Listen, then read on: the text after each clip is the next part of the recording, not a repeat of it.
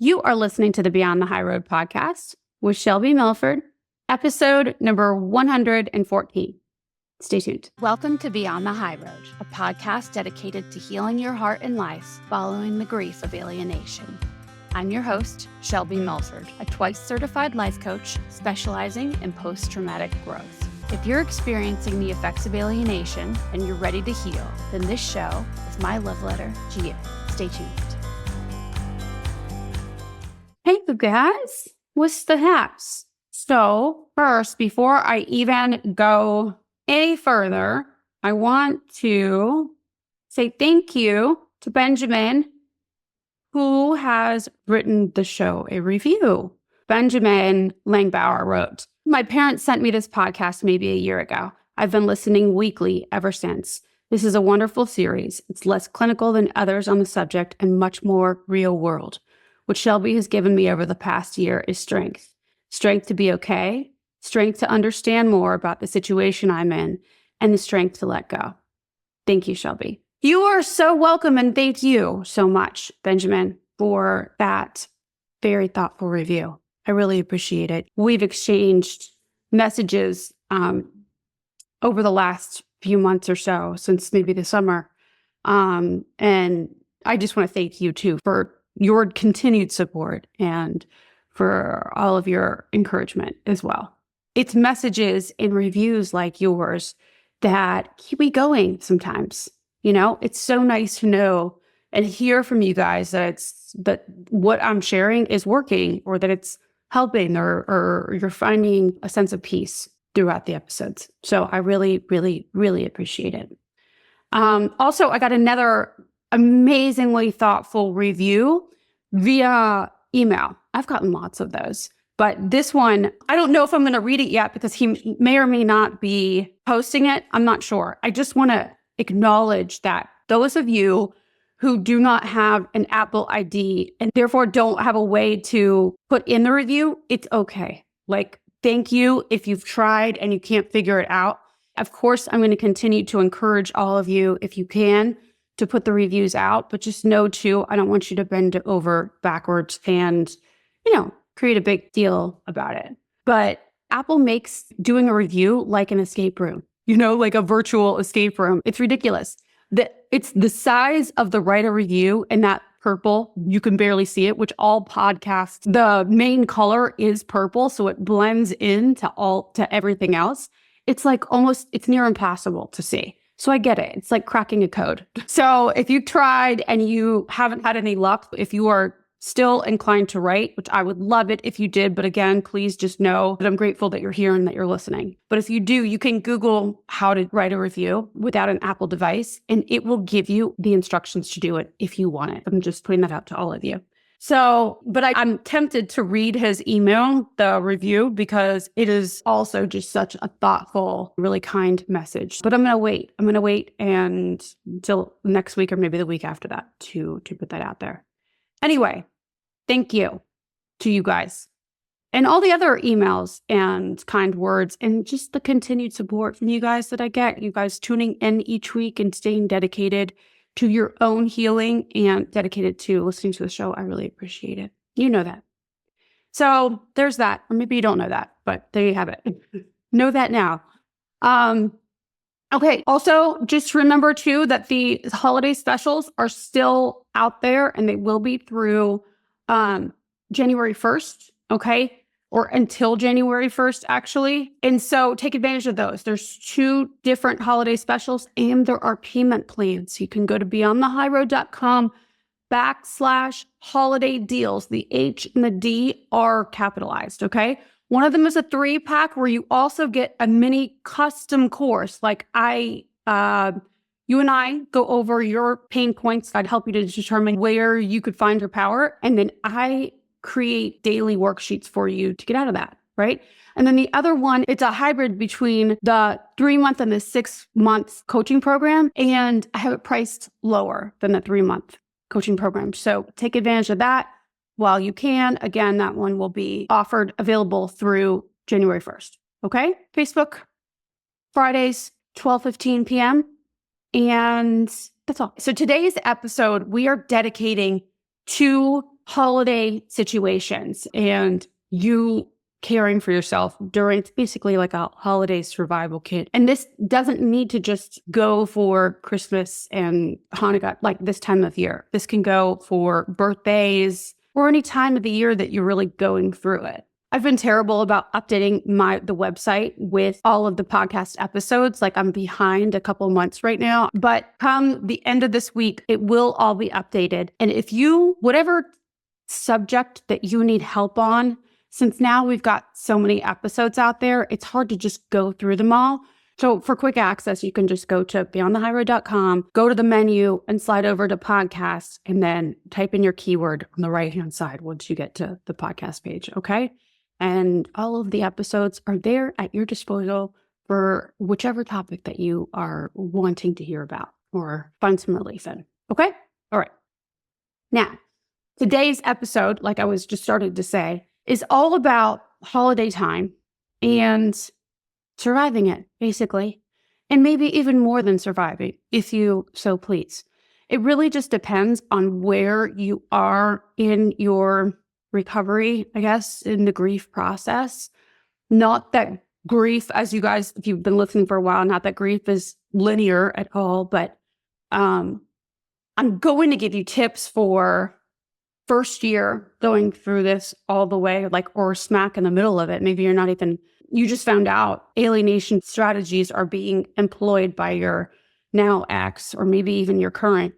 Everything that I talk about today will apply to all the different scenarios. Just take what you like and leave the rest, just like all of the episodes, right?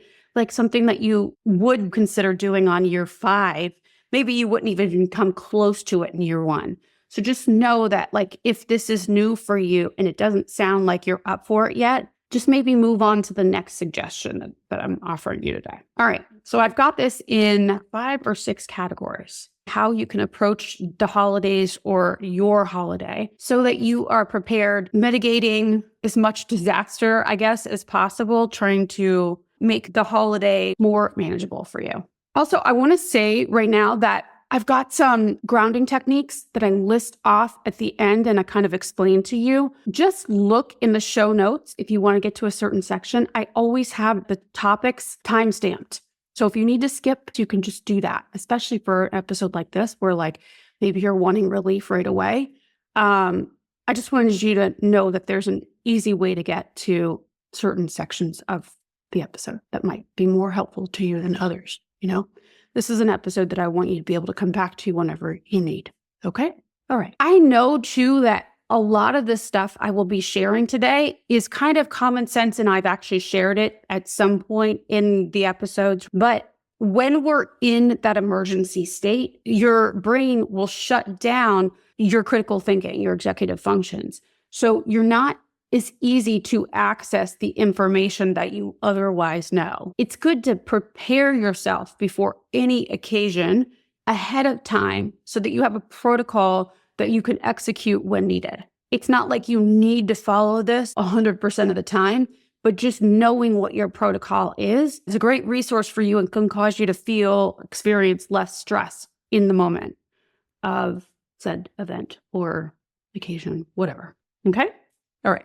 So the first thing I have is to be honest with yourself about what you're experiencing without making excuses for yourself.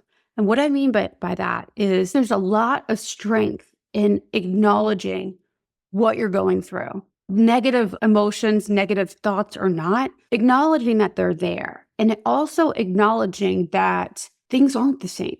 That if your child is not in your home and is not going to be in your home on Christmas, and like, let's say this is the 1st or even the 10th year, but it still doesn't feel quote unquote right to you that they're not there, then just acknowledging that pain, right?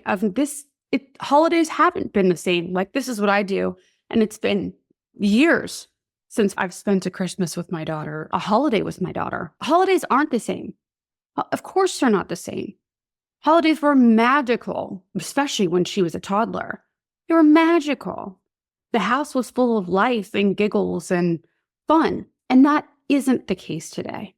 You know, even if they were somebody else's children, which also is amazing, just experience children, especially birthdays and Christmas and gift-giving times, right? They're still not your kids. I think it's important to give yourself the space to say, no, things aren't the same. And you may not know, like for me, I don't know if they ever can be the same, nor do I want them to be the same, like without my daughter there. It's appropriate. It's appropriate discomfort. It's appropriate grief that I'm feeling. And to pretend like everything's okay isn't okay for me, you know? So allowing that to be, making that my baseline, if you will, like, no, things are not the same. Now, do I focus on that and that alone? No, rarely. Definitely not intentionally anyway. So feelings are nothing to solve for. Grief is no exception, okay? It's okay that I'm feeling sad. For me, it's okay that I'm sad because it was Thanksgiving or Christmas or her birthday. It's okay that I'm feeling sad, and I want to be feeling sad about that because I miss her. But it is important for me to identify the story and the statement that's causing sadness for me, because I want to make sure that sad is the appropriate, or like, let's say the emotion is overwhelm, around the holidays. This happens a lot too. Identifying what the statement is that's causing overwhelm is going to help you identify whether or not you want to keep that story or not. For me, like if I'm talking about sadness in the holidays, I want to keep that story because I don't know that I want to think or feel anything different about the fact that my daughter's not home. My daughter's not home is going to make me sad because I want to be spending time with her. And I especially want to be making memories around the holidays with her. But when we talk about overwhelm, and let's say the thought that's causing that is there's just too much on my plate, too many people, there's too many obligations that I have, then there's something to look at there, something in my control that I can actually help to lessen the overwhelm, right? The feeling of overwhelm. So set realistic expectations for yourself. Don't feel obligated to do anything that doesn't feel right for you now. And so around the holiday time, any holiday, but especially this holiday period, this is really important because often we will feel obligated to go to the party, to go to the family get together, whatever that is, to bring presents for other people over at these family get-togethers that aren't necessarily your like nuclear family, right? Aren't your closest, close-knit family. Maybe this year you only have money for one or two people, right? And you have that, whatever. Don't go out of your way if you don't want to gift everybody because that's what you think that you're obligated to do, or that's what you think is the quote unquote right thing to do. What the right thing to do is what supports you and your household first and foremost. And then everybody else is extra. So set realistic expectations for yourself. With others, I would say no expectations on others would be the best expectations. Because you guys know, expectations are only going to probably end you up disappointed. Number 2 is to create a plan. Being prepped is really half the battle, maybe even more. Know what you're going to be doing and where for each holiday, for each weekend. Maybe office parties, holiday parties. Like for me, I did none of them for a very long time. Like none. Like I didn't do one holiday event for years. So if that's what's going on for you, we'll get to that in just a second. So if you're not doing anything right now, just hold that thought. Know what you're going to be doing, where you're going to be doing it. On the days that you think might be the hardest, you're anticipating this day's going to kind of suck. Make a plan for what you're going to do from the time that you wake up until evening. Now, you don't have to necessarily stick by that plan, but make a plan for what you will do and what you won't do in each possible scenario. Like, let's say you are going to a family get together. Write out like, all right, if I do go to that event, I don't want to stay until midnight. I really want to be home and in bed by 8:30, whatever it is for you, right? I don't want to overdrink and then be a sloppy mess, or I don't want to drink and drive. Write down everything that you want and what you don't want. Get it out in front of you so that you get that organized in your mind and you're setting those expectations for yourself and getting your plan in effect. You're going to be much more likely to abide by the things that you want if you have them written down. Create a list of people, those who love you, that you can call at any given time. Have those people on your speed dial so that if and when you need somebody, you can just go ahead and pick up the phone and call them. Go into another room if you're at an event. If you're not an event, if you're at home, maybe you tell some people, hey, listen, I am going to spend the day home. Will you call and check on me at such and such time? Or you call them, at a certain time. Make a Zoom date. This is what I did. Those years that I didn't go anywhere or do anything and I was in the house on the hill isolating, I set appointments to talk to people for like an hour here, an hour there. I didn't always want to make that phone call. In fact, very often I can remember dreading if that person was going to call me. I really desperately did not want to pick up the phone because I would have much rather isolate and ignore pretty much anything from the outside, because to me, answering the phone and speaking to somebody outside of my own head and my own world felt like I was then acknowledging the realness of being alone or something. But I always felt much better when I got off the phone, even if the phone call wasn't great. Just connecting with somebody always, for sure, always helped. Setting boundaries, which I think is so very important for self-preservation. And like I was kind of talking about last week, exercising your own self-respect. So don't just do what you think is expected of you, kind of like what I was talking about up there with creating the plan and knowing what you're going to be doing for each of the holidays. Don't just do what you think is going to be expected of you. And just because you agree to do it, that doesn't mean that you can't change your mind, okay? Or limit your exposure to it. So like it's your parents or your aunt and uncle, whatever, whoever, your partner, they want you to go to their family's house, and that's what a good partner does, is go and do the things. Check in with yourself. Does it feel right for you right now? And then there are times where you say, it doesn't feel great for me, but I also know that I love my partner and I want to be there for him. Then so long as you're down with that, then go ahead and make that choice, but honor your feelings in the moment. Don't just sweep it under the rug and be like, no, I'm just going to suck it up and do it for my partner because that's what they expect of me. Because you're going to find that you will be frustrated and you won't show up as yourself during the whole event and maybe even afterwards. And you may end up resenting your partner because you felt like you had to do it. You know what I'm saying?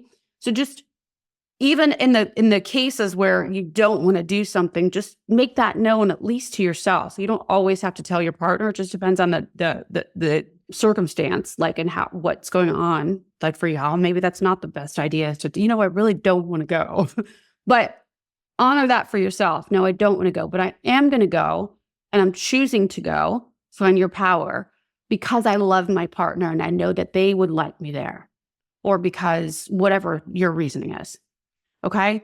But also too, if you really don't want to go and you feel like it's not the most loving thing for everybody involved for you to go, and you really, really need to take care of yourself or really want to take care of yourself by staying home or getting a bubble bath or whatever it is that you wanting to do, then do that.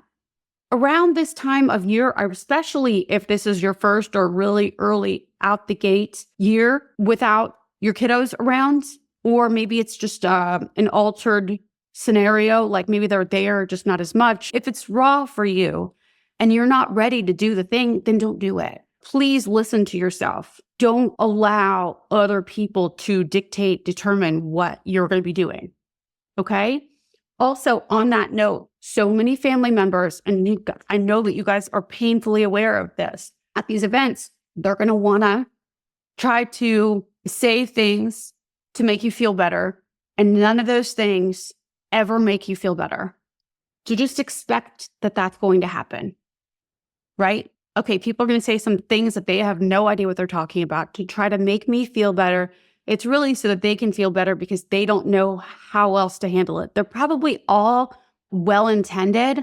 When they say things to you like, oh, they'll come around soon enough, talking about your kids, they'll realize, we'll tell them. That's what my dad used to say to me.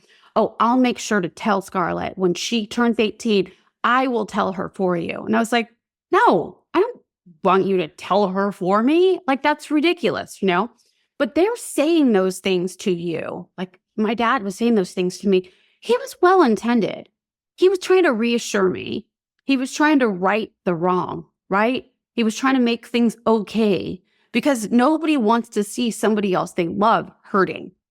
But none of that shit helps for the person who's grieving, who's going through it. ever, ever. Or when they were like, well, at least you have your health.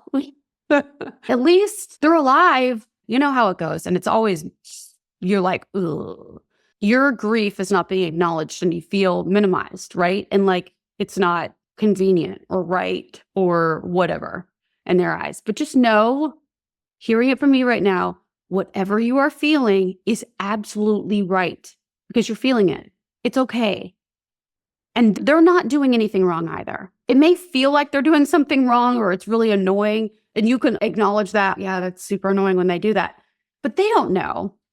Most of the time, they're not, these people, especially when we're talking about family members, they're not trying to fuck with you. They just don't know. They don't have the skills to allow you to feel the negativity that you're feeling at the moment. You know, that's okay. They don't have to change it all. They could just be them. But when you're in the moment and they do say the annoying things, you could feel less annoyed, add less self-created suffering on top by just reminding yourself of that, right? They're saying this because they're uncomfortable and they don't like to see me hurting. So they're telling me this so that I won't hurt and then they won't hurt, you know? So just, this is the part of the movie where people try to tell me not to feel bad and I still feel bad. So, okay. You know what I'm saying? Just allow them to be, because chances are they were not themselves alienated, you know? And if they were, then they would know not to say those dumbass things to you, but they don't. So you could spend your time trying to educate them on alienation, which sometimes I do. I take moments to educate my dad or whoever is saying those things about cult behavior. You know, I do. I make it known. And then I say, thank you. And I don't say it like abrasively. I just say, you know, I really appreciate you saying these things. I know where your heart is, but also I just have learned not to fib to myself about it. And this is where I come from. And this is the odds. However, I don't want to be an odd. So I'm going to choose to believe that she's going to come back, you know, or whatever, however you want to say that. But you deal with it how you want. Just remember that people are going to say some dumb shit and they're not most of the time ill-intended, especially when we're talking about family get-togethers. Okay? Okay. If you're spending your holiday alone or without your children, maybe you're with a partner, you will know when it's time for you. I don't want to ever rush you to do something before you're ready. I think there's nothing wrong with coaxing yourself into getting back out there, if you will, and creating new memories at the old places.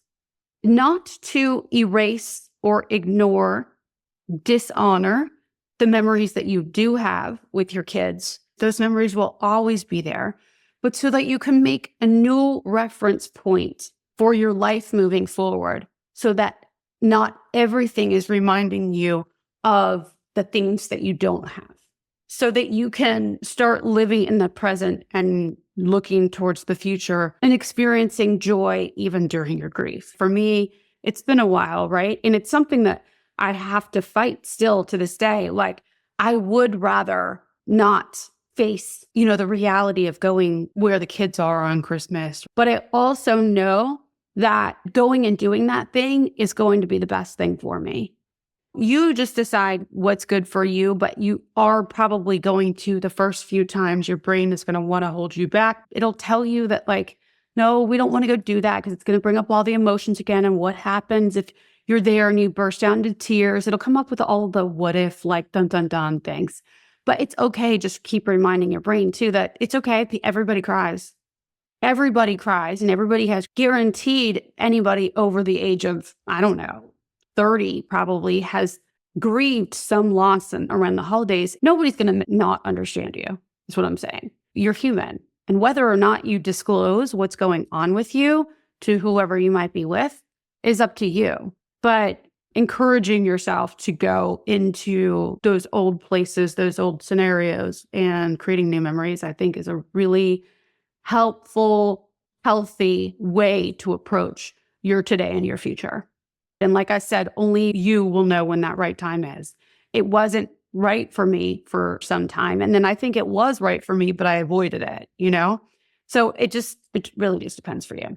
the sooner that you do it, the better off you will feel for doing it. Another way that you can get through the holidays while acknowledging your grief is to externalize your loss. Maybe sharing a favorite story with someone that loves you, someone that also appreciates and would delight in hearing the story. Sharing a favorite story with somebody, or writing a blog or a journal entry, calling somebody who you know will listen and delight with you about your kiddo and the memory. Tell the stories. Remember when the other day I went back to Facebook looking for all the photos of one year I took Scarlett, my daughter, to New York City to go see the Rockettes. And we went and saw a show on Broadway.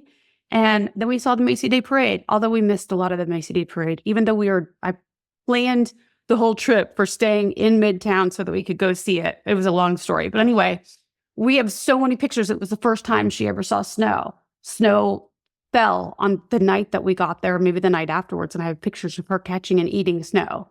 And I was looking for those pictures on Facebook, telling those stories, retelling those stories, and keeping those memories alive. I have another way that I'm going to do this year, and I'm probably a little late to the game, but that's okay because this will serve me and serve us for years to come. And that is, okay, so you remember, I don't know, if you've been listening to the episodes, you remember one that I put out maybe a couple months ago about how I have lost the most important things to me. All of the most important things, material things, have somehow floated out of my life in one way or another. Whether that's me sabotaging or whether that's just some sort of lesson, I don't know. It's actually crazy, the significance of the things that I have lost. It's insane. But anyway, I did this twice now. So once when I lost all the dolls back when, I had all of these handmade Christmas ornaments that my mom had made for us overseas when we lived in Burma and Thailand. We had these beautiful Christmas ornaments, these doves and all these with Thai silk that were just they were perfect and they were beautiful. And we've had them for however long. And I lost those back when I lost that doll collection. And then whenever I left Texas to come back down to Florida, there were a few boxes up in the attic that I didn't even see. And they happened to be my Christmas ornaments that I collected from when my daughter was her first Christmas. She was 6 months old, all the way up until I left there. All of the Christmas ornaments, all of the things that she made around Christmas time to put on the tree, all gone. To this day, even telling this, my stomach goes in knots. I was talking with another client earlier this morning about this. It kills me that I lost all of those amazing memories, And I say I lost all those memories. I didn't really lose the memories. I still have the memories. But those ornaments, those things that went on the tree and around the house, they kept those memories alive.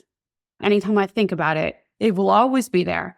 I don't beat myself up about it. It is what it is. So anyway, something that she said made me think, hey, what if, I had a friend of mine gave me one of those ornaments, the ball ornaments, with her picture on that ornament, right? And said, Scarlett's first Christmas, 2007. I decided, what if I just got the same picture and sent it away and got it remade? Even though I lost it, the original one's not there. Nobody's going to know. I'm really not going to care 2 years, 10 years, 20 years from now. Whenever she does come back into my world, she's not going to care when it was from, right? The memory is the memory. I'm just keeping them alive. And I don't know that prior years I would have been ready to do this, but I am this year. I thought from there, I was I could recreate that one, make an ornament just like that for every year and put pictures of her from her second Christmas or third Christmas or fourth and what have you, at least for the times that I had her. I've got Christmases that's nine of those ornaments, and then I can recreate some of the other ones too. So I thought, what a better way to sort of commemorate and honor her, honor us, than to just recreate those memories. So maybe whenever you split up from your ex, maybe there are items that you did lose in the divorce or in the split. Some of those items maybe you really, at one time, really treasured and you've been missing them. Maybe just recreating those items for yourself to honor your child, honor y'all's relationship, and honor your future. Nobody's going to care in the end whether they were from the original that were, or whether actually, to me, I almost feel like the recreation is even more special because it's so intentional. And the reason I'm doing it is fully to honor her and to honor us. Anyway, it's an idea for you guys. If you feel like you're missing out on some of the memorabilia, if you will, of y'all's history together. So in that, basically in the externalizing your loss, maybe not making a shrine of them, but I mean, if you want, you could, but creating a tribute of some sort for them, for y'all. New decorations. So many parents that I talk with don't, and I didn't. In fact, I still don't have a tree yet since leaving those ornaments there. I've not brought myself to getting a tree, and this is the 4th year. Even back then, I did get a tree. It was difficult, but now I think I'm ready to make new memories about the old memories and making those feel good, as opposed to looking at the old items. Like my client today was like, I'm just not ready to go up. One of my clients was like, I'm not ready to go up and get the old baby shoes that she had. I don't know if she had them brassed or whatever, but she hung things on the tree. She wasn't ready to go up and get those and bring them down because she felt like that was just bringing the old memories back into her living space again. And I get that 100%. Sometimes it's so painful to open the old decorations and stuff. And that's why I think, well, why not dress it up? Like make it the new versions of it so that the energy feels right for you in today's world. And there's no like bad juju or bad whatever energy on the old items, because a lot of times we'll associate a good memory with the bad memory too. Like, oh, wasn't that so sweet? Oh yeah. And then my ex, blah, blah, blah, blah, blah. There's that other story that comes in with it. You can manage your mind around that. But another option is just to create a whole new memory about the old memory where you have control of that story. You've got authority over that. Okay. So creating a tribute, lighting a candle. I know people usually think of that for like death. Other people relate that to being religious. I don't necessarily think that's so. You can make it what you want. I have a client that goes every year on each one of her daughter's birthdays. She goes to the beach, just spends time just herself. She honors them on that day. And on Mom's Day, she does the same thing. She just takes time for herself to go appreciate each one of her kiddos. You can do something like lighting a candle. You could go out to lunch. You could just go have a day or some moments saying a prayer even. Prayer doesn't always have to be a religious thing. You've heard me talk about in the Waves of Grief episode that I have conversations, full-on conversations with my daughter, because I believe that we're not as far apart as like our energies can still connect. That's what makes me happy to believe. And there's evidence to back that. I truly believe that I can have a conversation with her. Maybe she doesn't hear those exact words, but I do believe sending that energy her way feels good for me anyway. So I have conversations with her, especially when I'm in a griefy moment. I talk like she's here. Because I also believe this is another kind of, maybe for some of you far out, like time on not just this dimension is sort of cyclical, and like it's all what's yesterday is today, and what's today is also tomorrow, and everything sort of melts together in other dimensions. And so I just feel like the more that I communicate out into the ether, out into the universe, when I'm thinking and feeling it and when it's on my heart, I just feel like it will be heard on some level. Right? It may not be through her ears, into her mind, whatever, but I do believe that on an energetic level, it is heard. Making new traditions at old places. I talked about that. You can do things differently this year. Try to create new traditions. Creating like new, honoring the old traditions and adding on and creating new.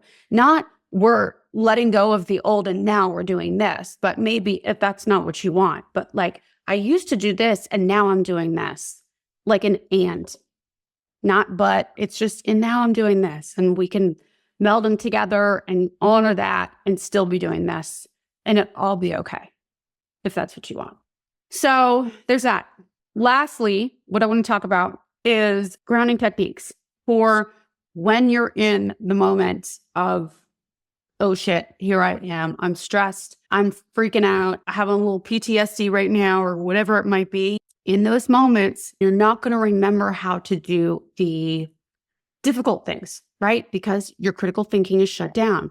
So I have easy grounding techniques for you to practice and use. What would be really helpful for you to do is to practice, like pick out 5 to 10 of these that you like and practice them ahead of time, because the human brain likes what? Efficiency, habit, stuff that's easy, and especially in the moment of being in stress response. So you want to already have known and sort of done a little dress rehearsal on a few of these so that you can recall them quicker. Your brain won't as easily shut them down. Like, no, that's not an option. I don't want to do that. I don't want to do that. It's going to be, if you've already done it a few times, your brain's going to go, oh, let's go back to that thing that we did last week or whatever. You won't feel as much resistance in the moment when you're in stress response if you've already done it before. Okay. So what I suggest is to cut like little tiny pieces of paper and write down 5, 10. I mean, you could write down every single one of these, and actually maybe I'll put them in the show notes on a little piece of paper, fold it up and put it into, a little cup or a jar, or if you want to like put it in an envelope so you can take it with you on the day of whatever event you're going to. Put them all into a place, a hat, and every time between now and the event, every time you walk past, you pick one of the piece of paper out, open it up, and do the grounding technique, like on the spot. It only takes you a couple minutes to do each one of them. So that way, not only are you practicing the skills so that you know them for future, right? And you have them on recall, but now this is a grounding technique itself. Like picking the paper out and opening it up and reading is its own grounding technique. So then you get a twofer. And when you're stressed, because you, again, you're not using your critical thinking, your executive functions, you're not going to want to think about what to do in that moment. But mindless, you go, oh, I could just go to the envelope or go to the jar and pick out an exercise to do. It's thoughtless. You don't have to do anything. You just pick out a thing and then follow what it says to do. It's a win-win. Okay. So I got them in sections. We're going with the physical techniques first. Okay. So a very simple one is to take the tip of your tongue, lightly press it to the roof of your mouth and let the bottom of your tongue just fall as you breathe. So that's one. Simple. You can also notice your jaw and like unclench it and see how it feels. You can do that. You can start and do a scan of your body from your head down your extremities and down through your chest cavity, your ribs, all the way down to your toes. Just do a scan of your body. Notice where you're tight. Inhale and then exhale and relax each area. Bilateral stimulation. So you can take your hand. If you're watching, you'll see this. You take your right hand out. It's extended out to your right hand side.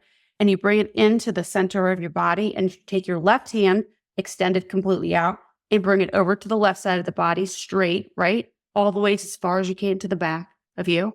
And then bring your left hand back into center, arms straight, elbows straight, and then have it meet your right hand and then back over to your right again, all the way as far as you can over. And then back and then back and back, okay? You can also do it arm, leg, PNF style. So you go left leg pointed, left toes up off the ground, like in a diagonal, and then your right arm up, take some balance. And then you take your right elbow to left knee and then bring it back up.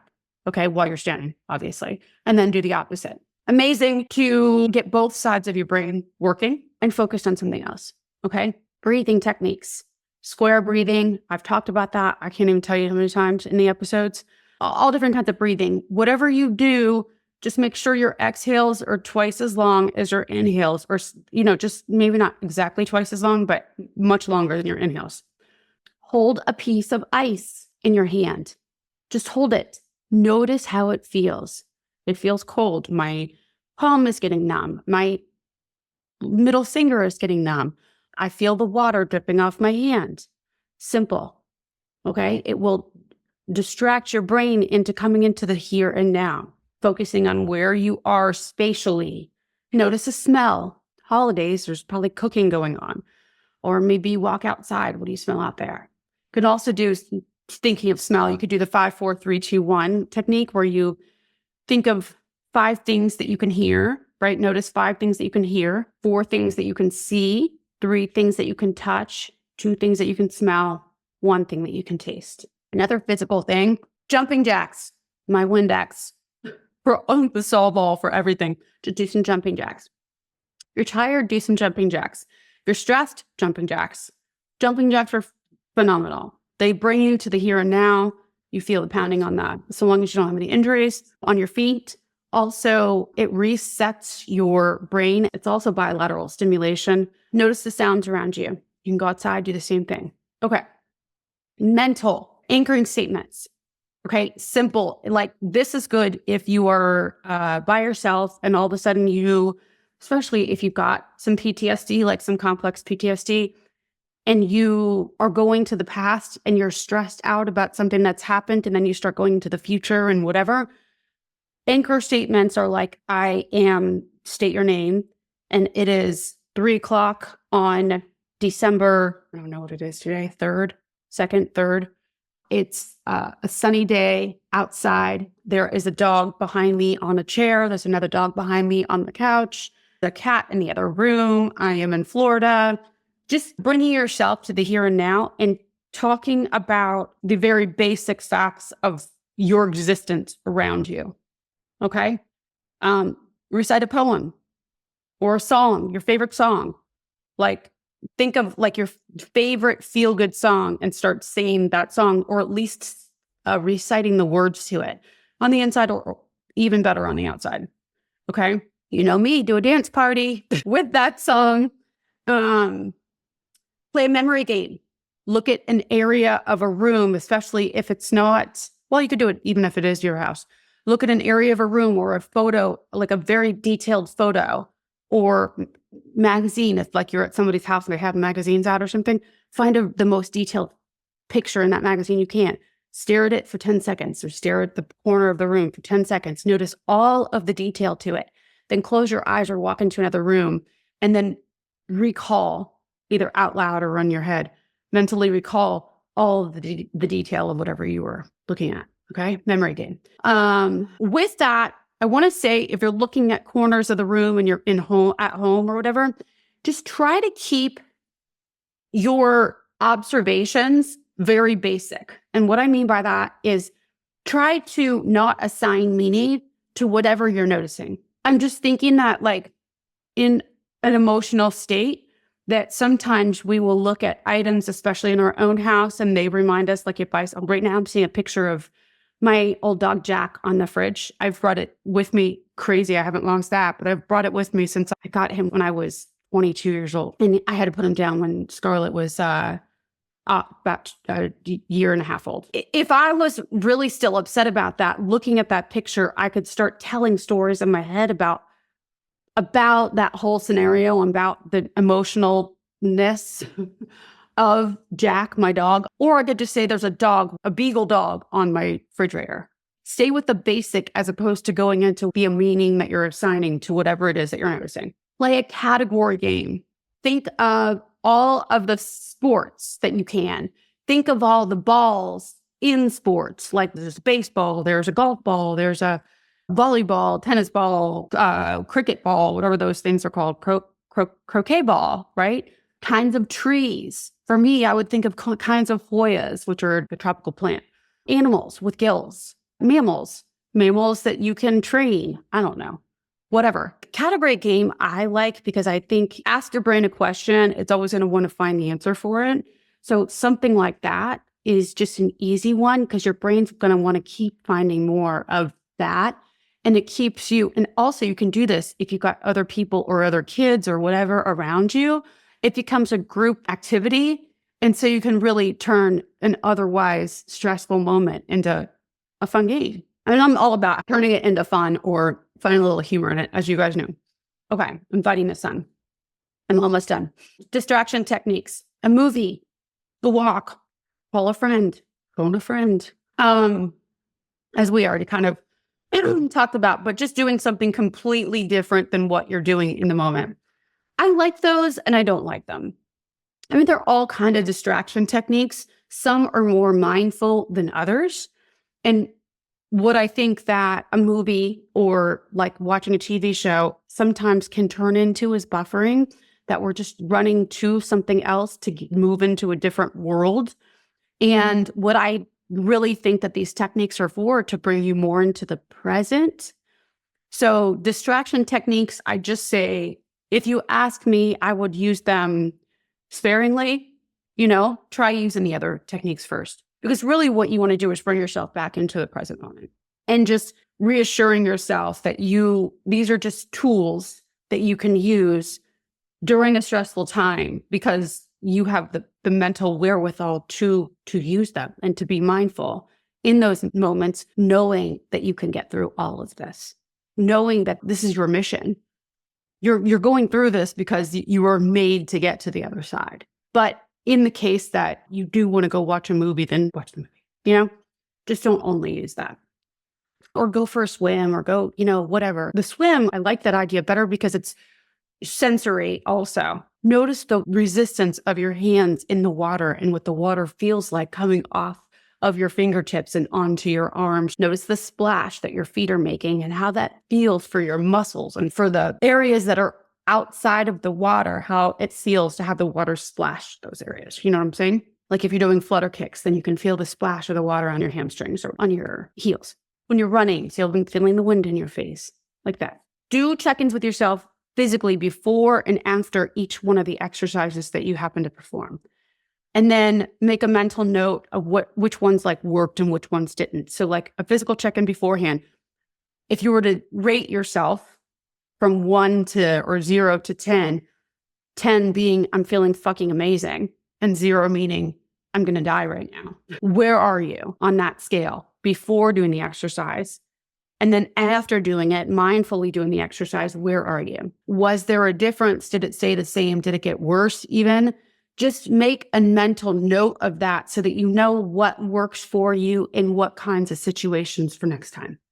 Like, don't always just write off one technique because that didn't work. So blah, blah, blah. It could just be that didn't work for this situation.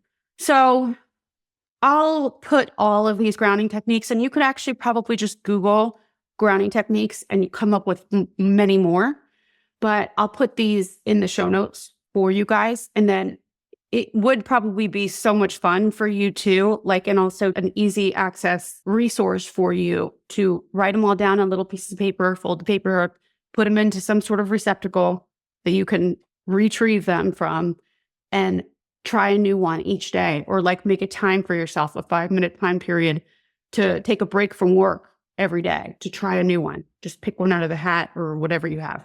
Okay. And then you have a whole library of grounding techniques in your brain, easy access for the stressful times in your life.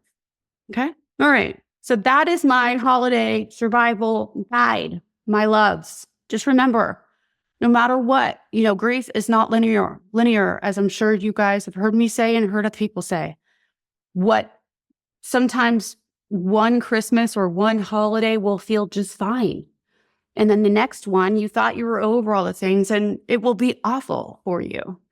God forbid, hopefully none of your holidays are awful, but it's just the reality of it. You're human. This is a human experience. And there are going to be times, especially when we're talking about with grief, that, aren't great, and you're sad and you feel lonely and things just don't feel right. That's kind of the name of the game when we're talking about grief. If there were holidays that you spent, and this goes even especially there's somebody that's passed in your life, and you spent all of your holidays with them before they passed, and then all of a sudden you don't have them in your life. Also, same. It's not going to feel the same. And knowing that your kids are here alive on this earth and that you still can't access them, it's going to present a whole different series of stories for you. Make sure that you're taking your power back where you can, acknowledging that things are not the same as they were. But if we're being real, nothing is ever really the same as it once was. Last year is always going to be different than this year, even if you had them under your roof. So just being compassionate, finding compassion for others. Also, what I didn't talk about is when you're feeling really down in the dumps, talking back to, planning your holiday time out. Service work is amazing during this time, you guys. Plan for, if you've been consumed with everything that's been going on, I'm really fighting this on you guys.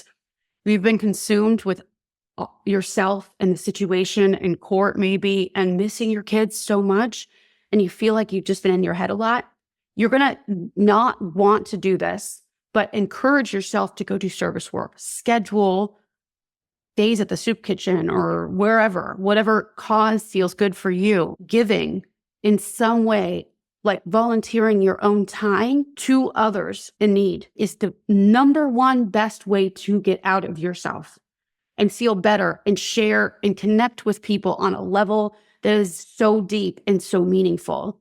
You know, even when right now you don't feel so significant in your own children's lives, you know? So service work actually should have been number one. But so I guess that's 6 things for your holiday survival kit.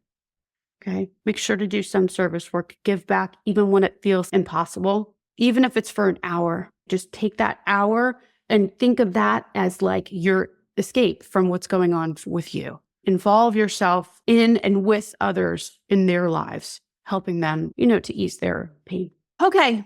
So that is all I think I have for you. You guys have a lovely, lovely week. I'll talk to you next week.